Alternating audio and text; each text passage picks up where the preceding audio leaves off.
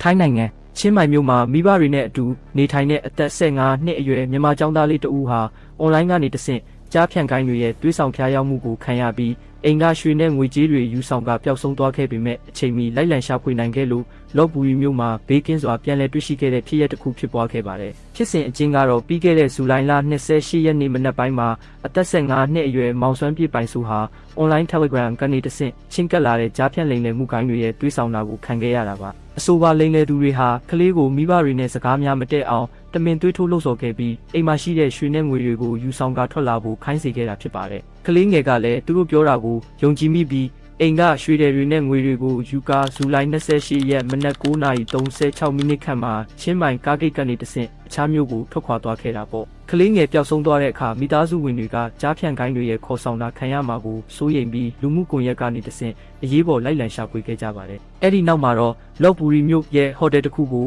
ရဲတွေကဝင်ရောက်စီးနင်းရှာဖွေခဲ့ရမှာကလေးငယ်ကိုကယ်တင်နိုင်ခဲ့ပြီးယခုခါရဲစခန်းမှာကလေးငယ်ကိုလုံခြုံစွာထိန်းသိမ်းထားပြီးမိဘတွေနဲ့လည်းစကားပြောဆိုခွင့်ရရှိခဲ့တာဖြစ်ပါတယ်။ဒီဖြစ်စဉ်နဲ့ပတ်သက်ပြီးမိခင်ဖြစ်သူကလည်းသူတို့တရက်ထဲနဲ့ဘတ်တသိန်းကျော်ယူသွားပါပြီ။တရက်ထဲကလေးတစ်ယောက်ကဘတ်တသိန်းကျော်ဘယ်လိုသုံးနိုင်မလဲ။ဒီပတ်စံကုန်သွားတဲ့အချိန်ကျမကလေးဘာဖြစ်သွားမလဲမတွေးရဲစရာပါခုတော့ကလေးကိုဘေးမတည်ရမခါပဲတွေးရတာကိုကျေးဇူးတင်လာပါပြီဆိုပြီးစိတ်မကောင်းစွာနဲ့ရေးသားရင်ဖွင့်ထားပါတယ်လိန်လေသူတွေကကလေးစီကနေတရက်ထဲနဲ့တင်ဘတ်တသိန်းကျော်ကိုလိန်လေယူဆောင်သွားခဲ့ကြလို့ပြန်တွေ့ချိန်မှာတော့ပါသွားတဲ့အဖိုးတန်ပစ္စည်းတွေတဲကဘတ်14000သာကျန်ပါတော့တယ်လက်ရှိမှာတော့ကလေးငယ်ကိုလော့ဘူရီကနေဘန်ကောက်ကိုခေါ်ဆောင်လာခဲ့ပြီးချင်းမိုင်မြို့ကိုပြန်ဖို့စီစဉ်နေကြပြီပဲဖြစ်ပါတယ်ဒီဖြစ်ရပ်ဟာဆယ်ကျော်သက်ရင်သွေးငယ်များရှိတဲ့မိဘများအနေနဲ့မိမိတို့ကလေးတွေရဲ့အွန်လိုင်းအသုံးပြုမှုကိုတတိပြုစောင့်ကြည့်ဖို့အရေးကြီးကြောင်းမိမောင်းထိုးပြနေပြီးအွန်လိုင်းမှာတဆင့်တွေးဆောင်လှည့်ဖျားမှုအန္တရာယ်များမှကင်းဝေးစေရန်အထူးဂရုစိုက်တင်ကြောင်းသင်ခန်းစာယူစရာတတိပေးလိုက်ရပါတယ်